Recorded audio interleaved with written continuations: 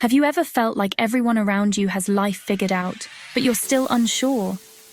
You see videos on TikTok about quarter-life meltdowns, and you wonder if that's you.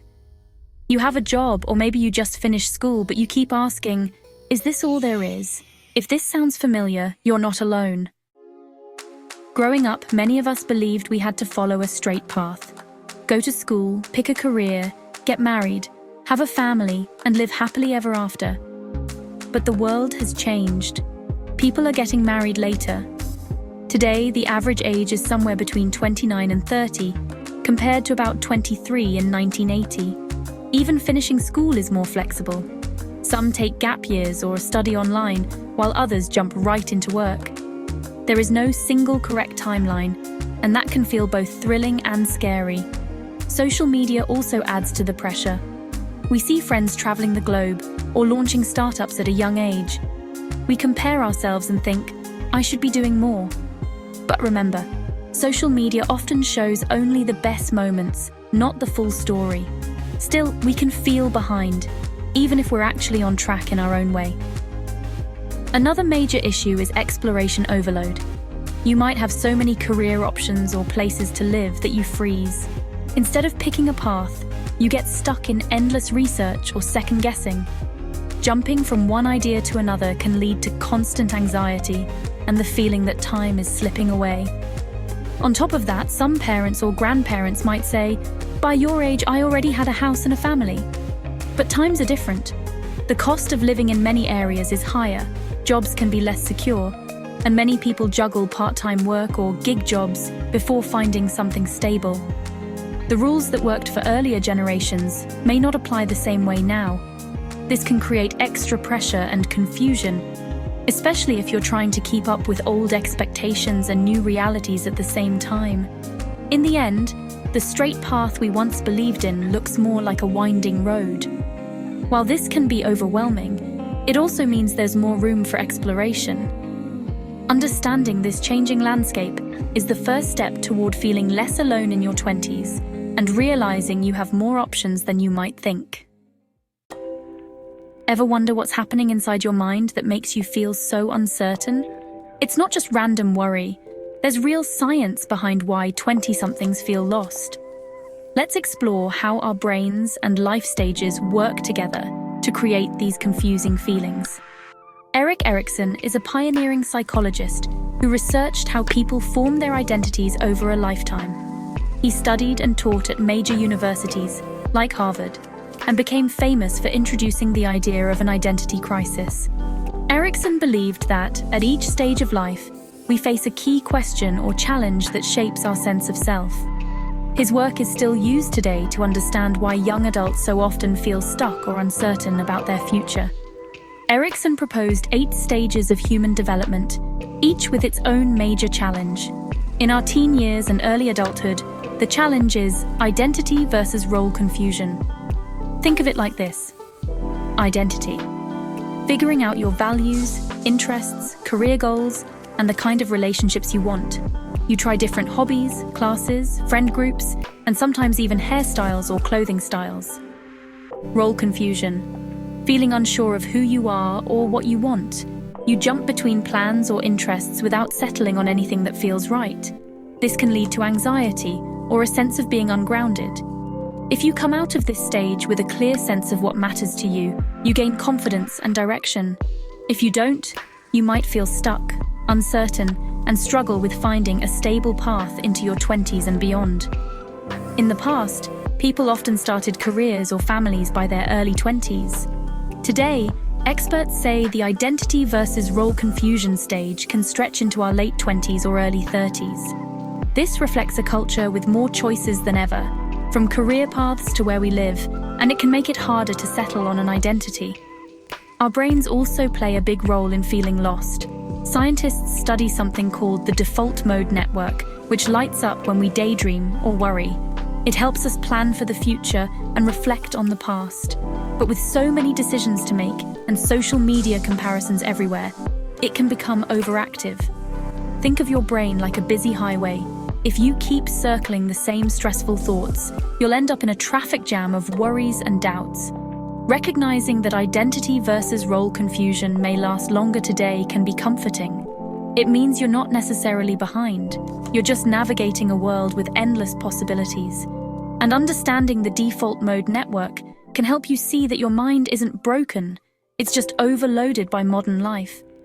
Once you realize this, you can start cutting through the confusion and anxiety, giving yourself permission to explore and find your path at a pace that makes sense for you. Quick break. If you're finding these insights helpful, please like this video and subscribe to the channel. Your support lets me know to keep creating more content like this. Now let's dive back in. Now that we know why so many of us feel lost, you might be thinking, okay, this is me, but how do I fix it? Let's dive into 3 practical steps that can help you turn confusion into clarity. Number 1, identity capital mapping. Think of your skills, experiences, and relationships as capital, like money in a bank. Make a simple list of everything you're good at or have done. This can be formal, like college classes, or informal, like hobbies or volunteer work. Seeing your strengths on paper helps you realize you have real value, even if you're not totally sure where you're headed. Tip: organize your list into categories, such as academic, professional, creative, and personal, to see a clearer picture of what you bring to the table. Next step: look for patterns or clusters of skills. Do you see multiple items related to communication or design? This can point you toward a field that uses those talents. Number 2, possibility pruning. Too many choices can be paralyzing. If you have 10 career ideas or 8 places to live, try narrowing them with a simple chart. Write each option and note pros and cons. Think about your biggest values, maybe freedom, creativity, stability, or social impact. Cross out the options that don't match those values. Yes, it might feel risky, but it helps you focus on a smaller set of choices. You can always adjust later if things change. Tip: rank each option by how excited it makes you. Even if a path looks great on paper, if it doesn't spark any excitement or curiosity, that's a sign it might not be right. Next step: aim to whittle your possibilities down to 2 or 3 strong contenders. This gives you a more realistic starting point to explore further. Number 3, reverse mentorship. Usually, older people give advice to younger people, but we can learn from those younger than us too. Some young teenagers have bold ideas about technology, the environment, and work-life balance. Talking to them can spark new thoughts. Sometimes hearing a child's fresh view reminds us we don't have to follow old rules if they don't serve us. Tip: if you don't have younger relatives or friends, look for online communities or local groups geared toward youth-led initiatives. You might be surprised at what you learn. Next step: notice which of their ideas resonate with you. Is it their openness to remote work, creative projects, or non-traditional lifestyles? This can help you refine your own goals or approaches. Altogether, these 3 steps, identity capital mapping, possibility pruning, and reverse mentorship, offer a framework to move from confusion to clarity. They won't fix everything overnight, but they'll help you take smaller, more confident steps toward the life that fits you best. Meet Allison. At 28, she was a dedicated high school teacher, working long hours and grading papers late into the night. One day, scrolling through social media, she saw posts of old classmates traveling, visiting different countries, some launching new businesses. She felt jealous, panicked. Did I pick the wrong path? She wondered. The thoughts snowballed until she had what she called a mini meltdown. She worried she was missing out on something bigger. Instead of running away from that feeling, Allison decided to give herself time to reflect. She tried identity capital mapping, listing her teaching skills, like public speaking and mentorship. She realized these were strengths she could use in other careers, not just teaching. Next, she used possibility pruning. She made a list of paths: staying a teacher, working in educational tech, or starting a tutoring business. She weighed the pros and cons, focusing on her core values, helping others, flexibility, and creativity. Allison also tried reverse mentorship.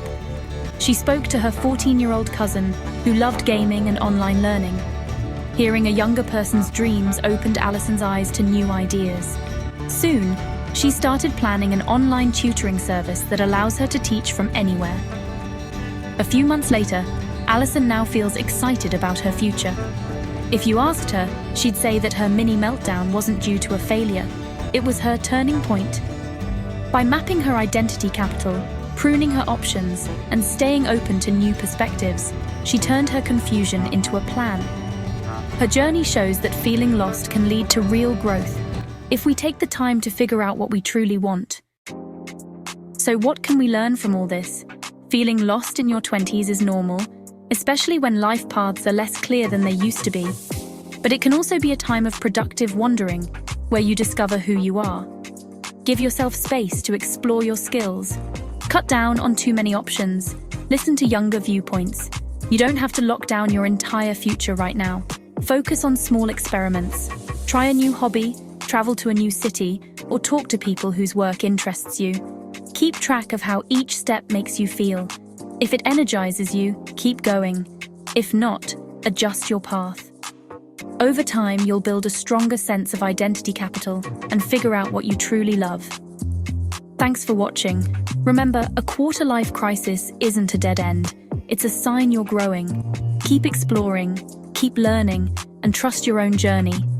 You might be surprised at the doors that open once you allow yourself to wander productively.